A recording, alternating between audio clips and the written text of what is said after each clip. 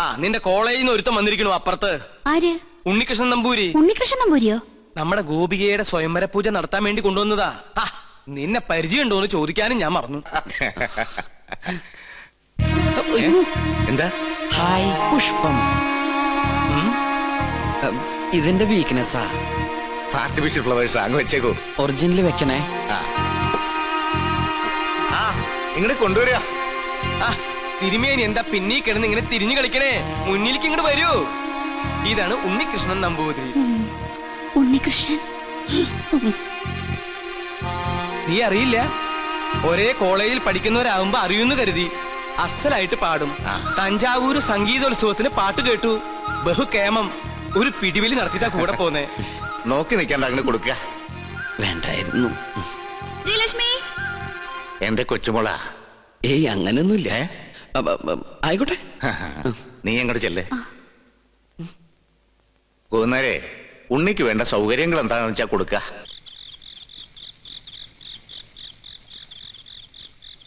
സുലൈമാനെ, പഞ്ചപാവായിരുന്ന സുലൈമാന് എവിടുന്ന് കിട്ടി ഇത്രയേറെ കള്ളത്തരങ്ങള്? മത്സരത്തിൽ തോറ്റിട്ടും ഉണ്ണികൃഷ്ണനായി പാടാൻ പോവാ. കൊട്ടാരത്തിലെ പൂജയ്ക്ക് എത്തുക. തെറ്റിദ്ധരിക്കരുത്. ഞാൻ പറയാം. തഞ്ചാവൂര് പാടാൻ പോയത് കള്ളത്തരത്തില. ആഗ്രഹമായിരുന്നു. പക്ഷെ ഇങ്ങോട്ട് വരണമെന്ന് ഒരിക്കൽ പോലും വിചാരിച്ചല്ല. ശ്രീലക്ഷ്മിയുടെ അച്ഛൻ ആള് മാറി ബലമായിട്ട് കൊണ്ടുവന്ന. പിന്നെ ഉദയപുരം കൊട്ടാരത്തിലേക്കാന്ന് അറിഞ്ഞപ്പോ വരാതിരിക്കാനും കഴിഞ്ഞില്ല. അതെന്താ? എന്നെങ്കിലും ഒരിക്കല് ഈ കൊട്ടാരമുറ്റത്ത് കാല് കുത്തണമെന്ന് വിചാരിച്ച സാധിച്ചു. കാണേണ്ടവരൊക്കെ നേരി കണ്ടു. നാളെ നേരം പുലരും മുമ്പ് സ്ഥലം വിട്ടോളാം. അതുവരെ ഉപദ്രവിക്കരുത്. പോകാൻ സമ്മതിച്ചില്ലെങ്കിലോ? ജാതിയിലും മതത്തിലൊന്നും എനിക്ക് വിശ്വാസമില്ല. ഈശ്വരനെ മനസ്സിൽ ധ്യാനിച്ച് തെറ്റു പൊറുക്കണേന്നും പറഞ്ഞ് പൂജാരിയെ നിന്നോളൂ. പൂജാ പുസ്തകങ്ങളൊക്കെ ഞാൻ തരാം, വായിച്ചു പഠിക്കേ. ഈ ചങ്ങാതി പൂണലിട്ട് ഒരു നമ്പൂരിക്കുട്ടിയെ കണ്ടോണ്ടിരിക്കാൻ എനിക്കിഷ്ടാ. അപ്പം ഇവിടെ കൂടല്ലേ? ആരാത്? ഇളയ തമ്പ്രാട്ടിയാ. രാവെന്നോ പകലൊന്നും ഇല്ല. പട്ടാണോ? ചെസ് കളിക്കാനാ. അയ്യോ, എന്നാലോട്ട് ഞാൻ ജയിക്കാനും പാടില്ല. കുശുംബിയാ. പിന്നെയും വിളിച്ചു. വരട്ടെ. കുറച്ചു നാളേക്ക് ശല്യമില്ലായിരുന്നു. കലാമണ്ഡലം ഒന്ന് തുറന്നാൽ ഞാൻ രക്ഷപ്പെട്ടു. അവിടെ മോഹിനിയാട്ടത്തി ഒന്നാമതാ കുട്ടി. അയ്യോ,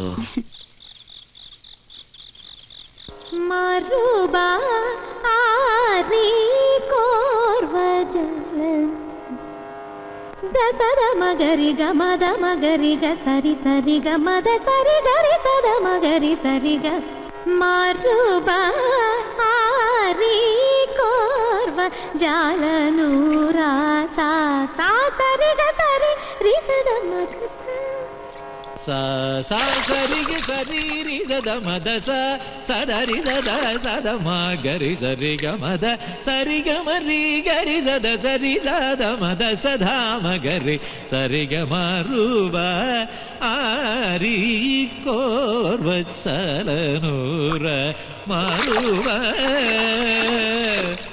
a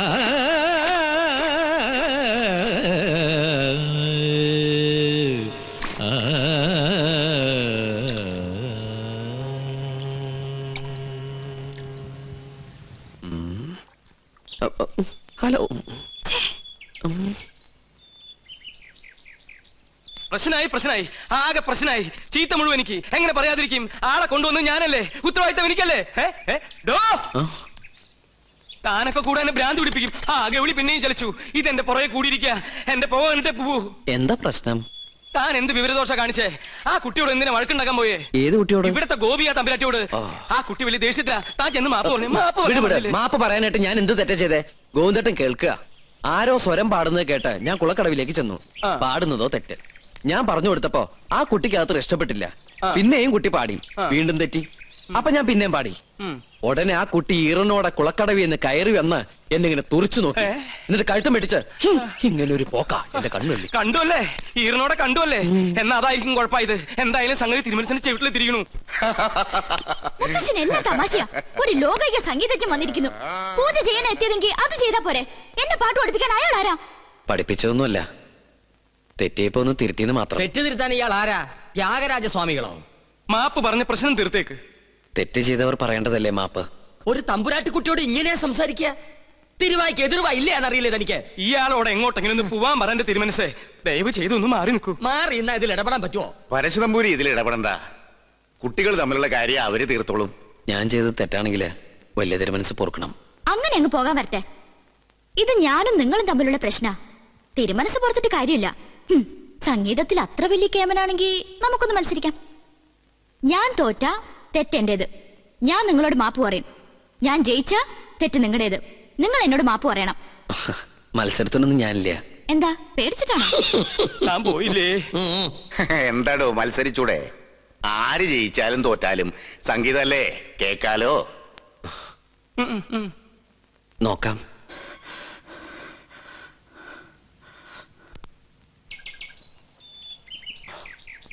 ഉണ്ണികൃഷ്ണ, ഞാൻ എന്താടോ ഇപ്പൊ കേട്ടത്? ക്ഷമിക്കണം, ഞാൻ അറിയാതെ. അറിയാതെയോ? അസലായിരിക്കണോ തന്റെ പാട്ട്? ഇത്രയൊക്കെ കയ്യിലുണ്ടായിട്ടും എന്തേ നേരത്തെ പാടിയില്ല? അത് പിന്നെ പറയടോ. ആ കുട്ടി തോറ്റാല് ഈ കൊട്ടാരം തോറ്റ പോലെയല്ലേ? ഗോപികയുടെ സന്തോഷമല്ലേ എല്ലാവർക്കും വേണ്ടത്?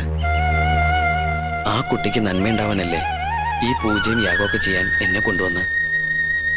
ഞാനായിട്ട് ആ കുട്ടിയെ വിഷമിപ്പിക്കാൻ പാടില്ല. വലിയവനാടോ താൻ, ഈശ്വരാനുഗ്രഹമുള്ളവൻ. നന്നായി വരട്ടെ. അഹങ്കാരം കാണിച്ചതിന് ശബയ്ക്കൊന്നും ഭയം ഉണ്ടായിരുന്നു.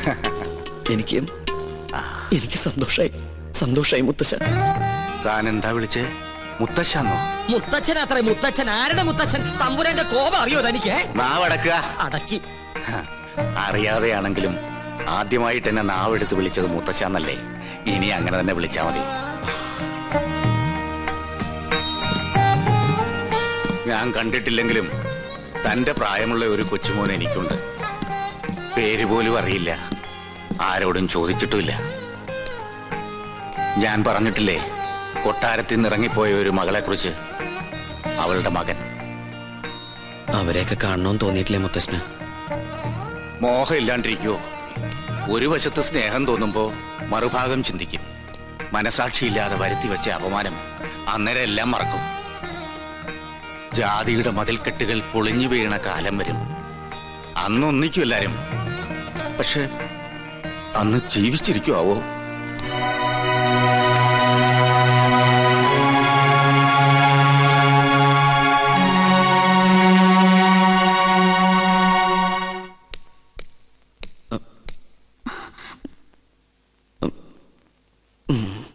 നിൽക്കൂ.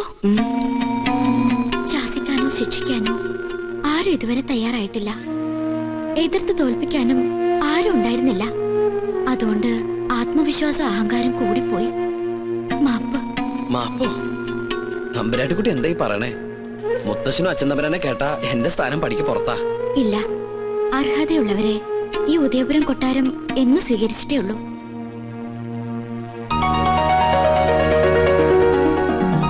എന്റെ വിജയത്തിന് മുത്തശ്ശൻ എനിക്ക് തന്ന സമ്മാനം. ഇതിനുള്ള അവകാശം അങ്ങേക്ക് തന്നെയാ. ഇത് വാങ്ങണം. അയ്യോ, ഞാൻ വാങ്ങൊന്നുമില്ല. എന്തോ ചെറിയ തമാശ കാണിച്ച് ഒപ്പിച്ചതിന് ഇത്രയും വലിയ സമ്മാനോ? സമ്മാനായിട്ട് വേണ്ടെങ്കിൽ എന്റെ ദക്ഷിണയായിട്ട് കരുതണം.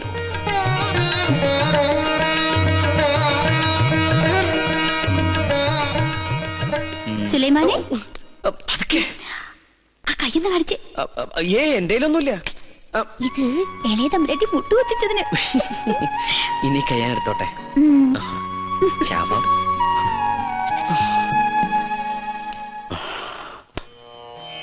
41 നാളത്തെ വ്രതാനുഷ്ഠാനങ്ങൾ. പ്രഭാതത്തിൽ ദിനവും ഗണപതി ഹോമം, ഭഗവതി സേവ. അതിനുശേഷം ദേവീ ദേവന്മാർ യാഗത്തിന് ഇഷ്ടഭാവത്തിൽ വരുന്നുവെന്ന് പ്രശ്നവശാൽ കണ്ടാൽ യാഗം തുടങ്ങാം. മനസ്സിലാവുണ്ടോ ഉണ്ണികൃഷ്ണൻ നമ്പൂരിക്ക്? ആ തിരുമംഗലത്ത് തിരുമേനി 21 പരികർമ്മികളോടൊപ്പം ഇങ്ങോട്ടേക്ക് പുറപ്പെട്ട് കഴിഞ്ഞു. സ്വീകരിക്കാൻ വേണ്ട ഏർപ്പാടുകൾ ഉടനെ ചെയ്യാ. ഒന്നിനും ഒരു കുറവുണ്ടാവരുത്. കോപത്തിൽ ദുർവാസാവിന് തുല്യനാ അദ്ദേഹം. പരിശോട്ടെ, ഈ തിമിംഗലം അല്ല, ഒന്ന് ചോദിച്ചോട്ടെ, ഈ തിരുമംഗലം തിരുമേനി എന്തെങ്കിലും തെറ്റണ്ട കോപിക്കൂ? ഇല്ല, ശപിക്കും. ആ ശാപം 7 തലമുറ നിലനിൽക്കും. മോക്ഷം കിട്ടില്ല. അതുകൊണ്ട് ഇപ്പൊ തന്നെ സ്ഥലം വിട്ടോളൂ.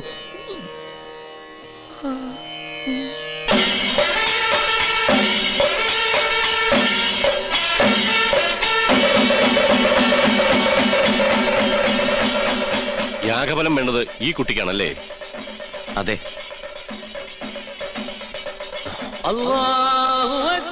പഠിച്ചോനെ ഈശ്വരോ രക്ഷ. എഴുന്നേൽക്കുക. മനസ്സർപ്പിച്ച് ഖുർആൻ പാരായണം നടത്തിയിട്ടുണ്ട് അല്ലേ? അത് അനുഗ്രഹിക്കാൻ കൈ ഉയർത്തിയപ്പോ വാങ്ങു മുഴങ്ങിയത് നിമിത്തം. ഒരു നമ്പൂരി ഖുറാൻ വായിക്ക്. ഹൈ, മറ്റു മതങ്ങളെ അനുകരിക്കാതിരുന്നാ മതി. പഠന വിഷയമാക്കുന്നത് തെറ്റില്ല. ജ്ഞാനം കൂടും. എന്താ പേര്? ഉണ്ണികൃഷ്ണൻ നമ്പൂതിരി. കേട്ടിരിക്കണു? ആണോ? ഇത്ര ചെറുപ്പത്തിലെ പുണ്യകർമ്മത്തിന് ഗുരുസ്ഥാനിയാകാൻ ഭാഗ്യം കിട്ടിയവൻ. കൊള്ളാം. നിന്നെ എനിക്ക് ബോധ്യായി. എവിടെയാ യാഗസ്ഥലം?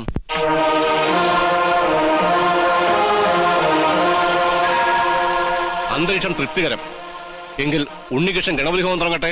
അറിഞ്ഞിട്ട് വേണ്ടേ ഹോമം തുടങ്ങാൻ? ഏയ്, ഗണപതി ഹോമം അറിയാൻ നമ്പൂരിമാർ ബ്രാഹ്മണ കുലത്തിൽ ഉണ്ടാവില്ല. വിട്ടി അങ്ങോട്ട് നീങ്ങിയേക്കൂ.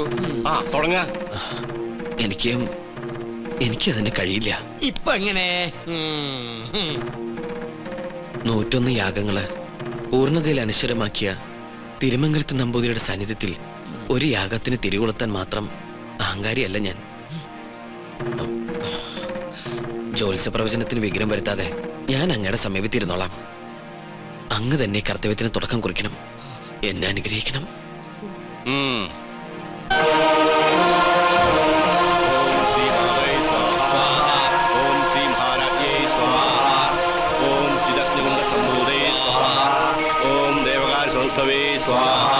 ഓം ഉദ്ധാന സഹസ്രാവേ സ്വാഹ. ഓം ജിതഗ്നോന്നംബൂദേ സ്വാഹ.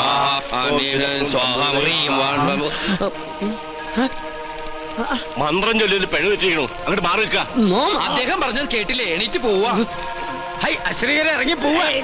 യാഗത്തിന് ശേഷം കുടുംബത്തിൽ സകല ഐശ്വര്യങ്ങളും ഉണ്ടാകുമെന്നതിനാൽ ക്ഷുദ്രശക്തികൾ അതിനെ തടസ്സപ്പെടുത്താൻ ശ്രമിക്കും.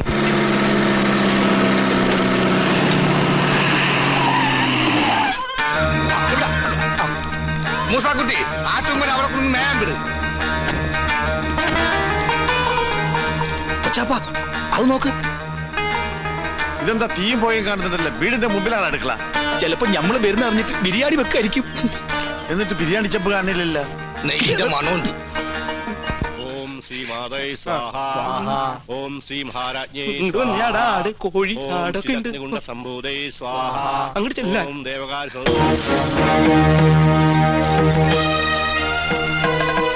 അവിടെ കുറ്റിയടിക്ക്. ഇത് തേക്കാണ്. എന്തായി കാണിക്കണേ? അന്യജാതിക്കാരി കൊട്ടാരം കാലുകുത്താൻ പാടില്ല. ഇവിടെ ഒരു പുണ്യകർമ്മം നടന്നുകൊണ്ടിരിക്കുക. കോടതി വിധി പ്രകാരം ഞങ്ങളുടെ മാളത്താത്ത കിട്ടിയ സ്ഥലത്ത് കാലുകുത്താൻ ആരുടെ സമ്മതം ആവശ്യമില്ല. അളന്ന് തിരിക്കാനായിട്ടാണ് ഞങ്ങൾ വന്നത്. അളന്ന് മുറിക്കലും കുടിയേറലും ഒക്കെ യാഗം കഴിഞ്ഞിട്ട് മതി, അല്ലാതെ സമ്മതിക്കില്ല. കോടതി ഉത്തരവാണ്. വെറുതെ തടസ്സം നിന്ന് അകത്ത് പോകണ്ട. ഈ അളക്കടാ. ഇവരെ പിടിച്ച് പുറത്താക്കടാ. വേണ്ട ശ്രീകണ്ഠ, അവര് വിധി നടപ്പാക്കിക്കോട്ടെ. വരിക.